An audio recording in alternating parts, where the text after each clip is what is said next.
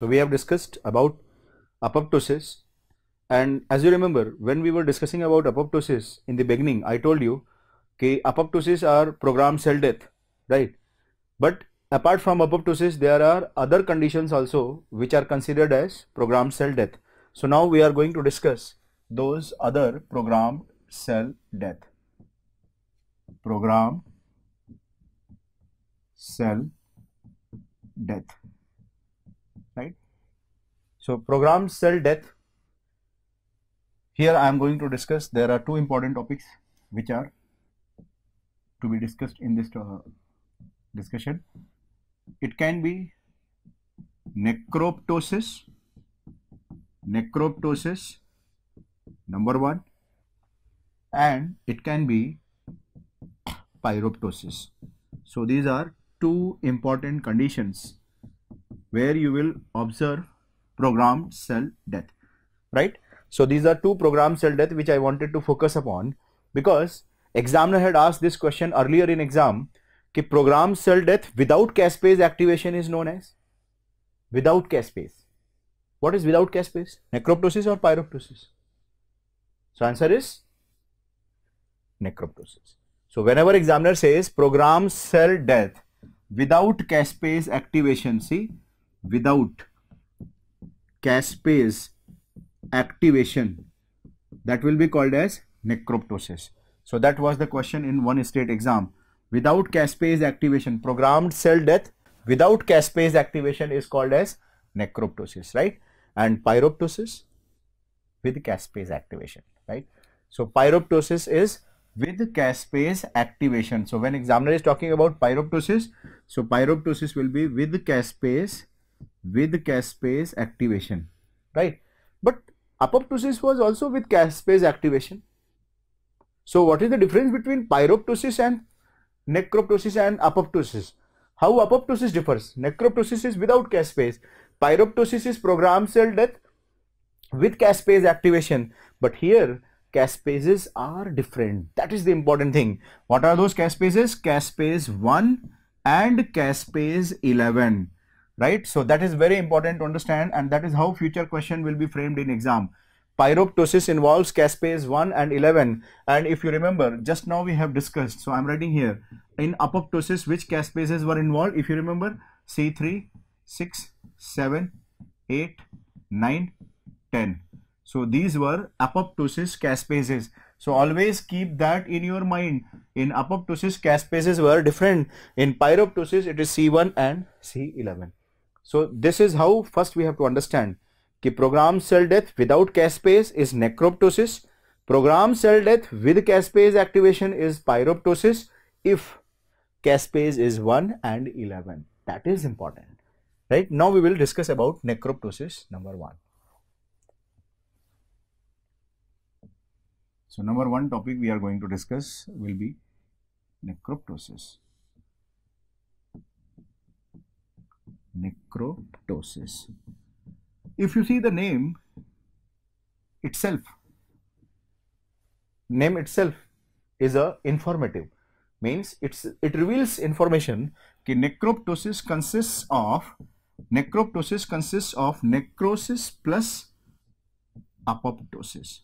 So this is a programmed cell death which is a hybrid terminology of necrosis and apoptosis, right? So it's a hybrid terminology of necrosis and apoptosis. So what happens in necroptosis? Why it is called as necrosis plus apoptosis? What is like apoptosis? So like apoptosis, as I have told you, they are having programmed cell death, right? Now we will see what is like a necrosis. So why they are considered as necrosis? Now we will see that thing also. So to understand the necroptosis, first we should learn the mechanism of necroptosis. Mechanism of necroptosis is very interesting. Why? Because examiner can ask question कि necroptosis resembles like which pathway of apoptosis? Intrinsic pathway or extrinsic pathway? And you can answer this question only when you know the mechanism of necroptosis. Mechanism of necroptosis revolves around the death receptors. So what happens in necroptosis? Here I will tell you.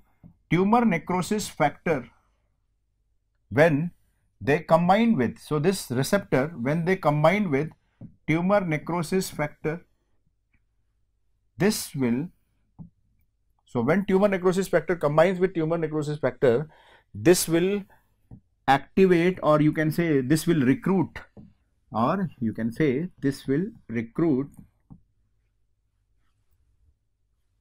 two important proteins which are called as RIP1 and RIP3. RIP1 plus RIP3. So these are the two proteins which will be recruited by tumor necrosis factor. So when tumor necrosis factor combines with their receptors RIP1 and RIP3, these are two important proteins which will appear in the cytoplasm. What is the name of RIP1? RIP1, I just write this, receptor interacting protein. RIP1 stands for receptor interacting protein. Receptor interacting protein. So this is the full form of RIP, right? Receptor interacting protein 1 and 3. Receptor interacting protein 1 and 3 will be recruited. So what I want to tell you this, up to this is happening common to both necroptosis and apoptosis, right? So up to this stage, this will be happening for both apoptosis and necrosis. See this? Both apoptosis and necrosis. Here onwards, their pathway will diversify. So what I want to tell you, after this RIP1, RIP3 inclusion, there are two possibilities. Right? What I am telling, there are two important possibilities. What are these possibilities?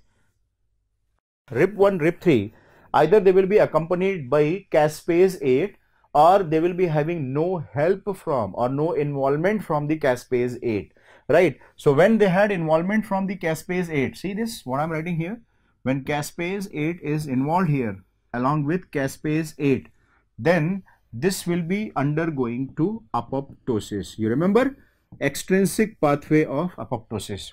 So with caspase, apoptosis. That is why I said without caspase 8. So when there is no caspase 8, then what will happen? Without caspase 8, this will put oxidative stress on the mitochondria. So mitochondrial stress. So mitochondria will be under stress. Because of the mitochondrial stress, as we have learned earlier, free radicals will be generated, right? Free radicals will be generated. And what are the targets of the free radical? What are the targets of the free radical? They will damage the cell membrane, right? So because of that, you will see, number one, there will be cell swelling, right? So there will be cell swelling. Free radicals will be causing cell membrane damage. Cell membrane damage. So cellular swelling, cell membrane damage. And third, you will see, because membrane has been damaged, so there will be presence of inflammation. Presence of inflammation. So cellular swelling, cell membrane damage, presence of inflammation. These are the morphology of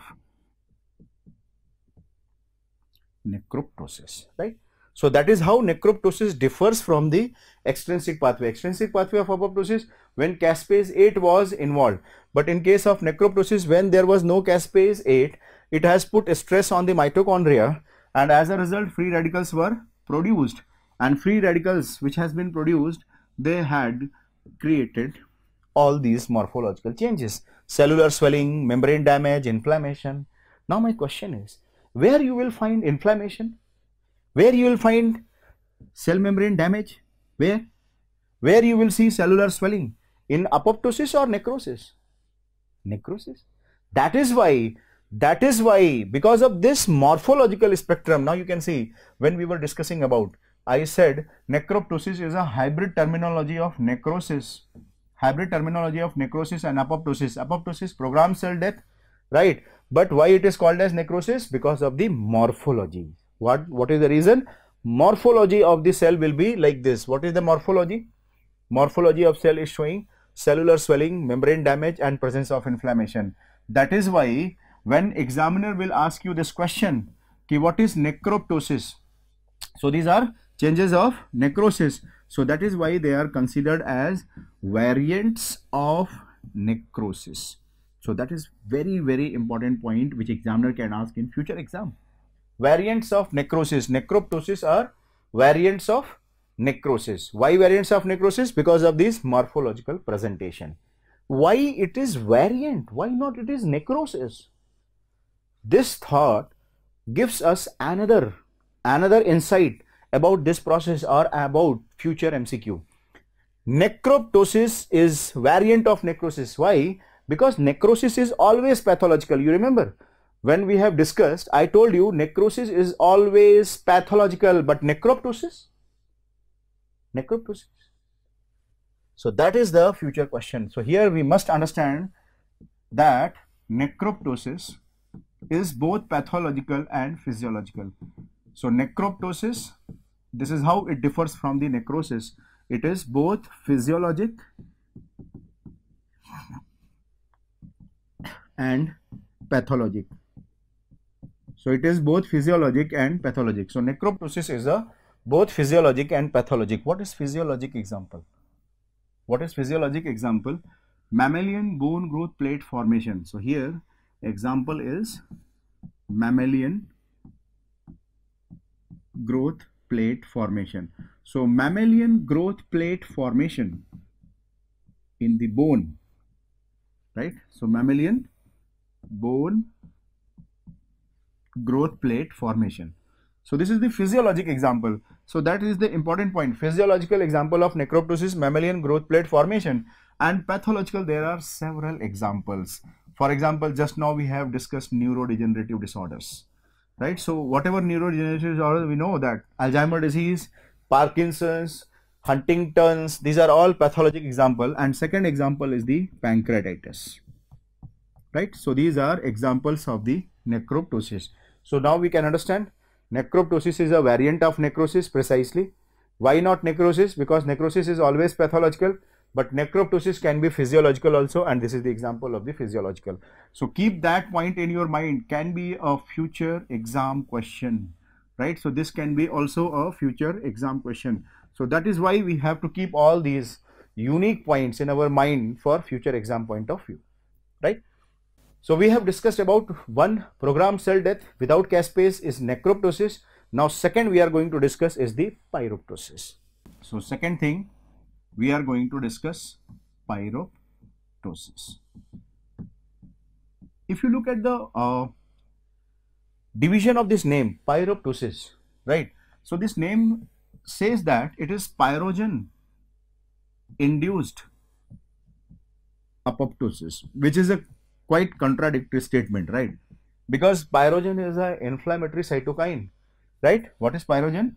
Best pyrogen is IL-1, right? So pyrogen is an inflammatory cytokine, and if there is an inflammation, then how come it can be apoptosis? Simple, right? So but you have to understand this name had been coined because initially they thought it is a pyroptosis, or it should be considered as. Why it is pyroptosis? Why it is considered as apoptosis? Like, because as again I will tell you, because they are having programmed cell death, right? So pyroptosis is also a variant of necrosis. So here also we have to remember pyroptosis is nowadays considered as variant of necrosis, right? Mechanism of pyroptosis is little complicated and very important because it's not given very clearly in many of the textbooks also. So here I want to tell you about the mechanism of pyroptosis in detail. Mechanism of pyroptosis, it can be any bacterial antigen which will induce pyroptosis. Bacterial antigen, basically here I will give you example of the one bacterial antigen which is called as flagellin, present in the flagellated organism like salmonella, right? So I am taking example of the flagellin. So just keep this in your mind, flagellin. So whenever bacterial antigen will come and attack our cell, then what will be the sequences of the pyroptosis I am going to demonstrate, right? Suppose this bacterial antigen has arrived. This is the bacterial antigen, and this one is the cell architecture, right? This is the cell which I am going to demonstrate here, and this is the plasma membrane, right? This is the plasma membrane, and just two things, just for the illustrative purpose I am making it as a lipid bilayer, right? So plasma membrane so this bacterial antigen or flagellin they will act at two places, at one plasma membrane and second inside the cytoplasm for induction of the pyroptosis with the help of caspase 1 and caspase 11. You remember programmed cell death with caspase 1 and 11. So what happens whenever this bacterial antigen will come? So first they will meet a membrane receptor which is called as toll-like receptors, right? So these are toll-like receptors. So toll-like receptors are present. Toll-like receptors are present on the membrane. So whenever this bacterial antigen will combine, see this, whenever this bacterial antigen will combine with toll-like receptor, what will happen? This will send signal to the, cytoplasm, and in the cytoplasm, this will activate procaspase 11 to caspase 11, right? So procaspase 11 will be converted into caspase 11 by the toll-like receptor, right? So this activated caspase 11, will be having route of action. They will be causing cell swelling, right? So they will be causing cell swelling, cell membrane damage, and because of the cell membrane damage, there will be presence of inflammation. So now you can see that morphology is similar to the necrosis or necroptosis, right? Caspase 11 was activated with the toll-like receptor, and because of this caspase 11 activation, mitochondrial stress will develop, free radicals will be produced, there will be cellular swelling, cell membrane damage, and presence of inflammation, just like the necrosis or necroptosis, right? This is the one event. Second pattern of event you can observe. See here, bacterial antigen. Here, bacterial antigen. See this is bacterial antigen, right? This is the bacterial antigen which I have demonstrated on the membrane surface. But this bacterial antigen can come directly into the cytoplasm also. So again, I am showing you this is the bacterial antigen or flagellin. Flagellin has entered into the cytoplasm. Into the cytoplasm, what will happen? Into the cytoplasm, there is another receptor which is called as nod-like receptor, NLR. This is called as nod-like receptor, right? So this is nod-like receptor which is present inside the cytoplasm. This nod-like receptor antigen combination within the cytoplasm will activate. So now this combination will activate inflammasome. This is the another important feature. When nod-like receptor will combine with antigen, this will activate inflammasome.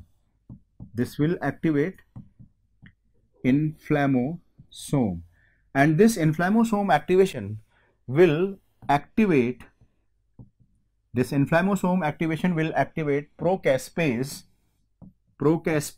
1 into active form of caspase 1. So this is how you will see the changes in a cell, right?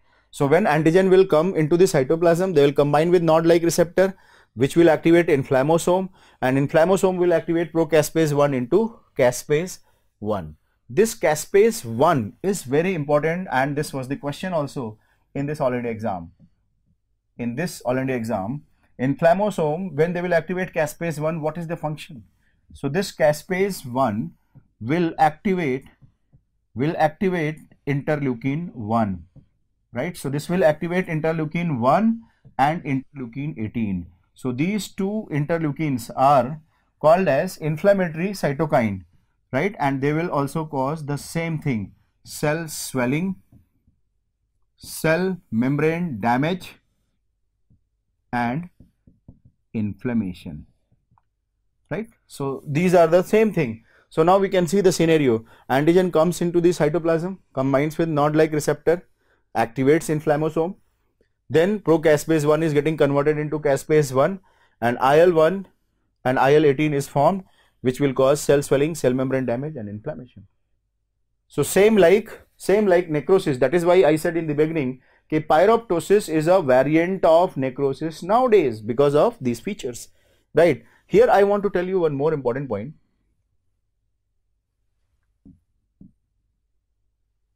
and that is this caspase 11. This caspase 11 has the tendency to activate pro-caspase 1 activation to the caspase 1. So this caspase 11 can activate pro-caspase 1 into caspase 1. So this is another important interlink between caspase 1 and 11, right? So caspase 1 was the question in this All India exam. Ki IL-1 is activated or caspase 1 will activate which of the following cytokine. So caspase 1 will activate which of the following cytokine? Answer was interleukin 1. So answer was interleukin 1. So future exam, interleukin 1, interleukin 18, both of the above. Answer should be both of the above. That is how we have to predict the future question, right?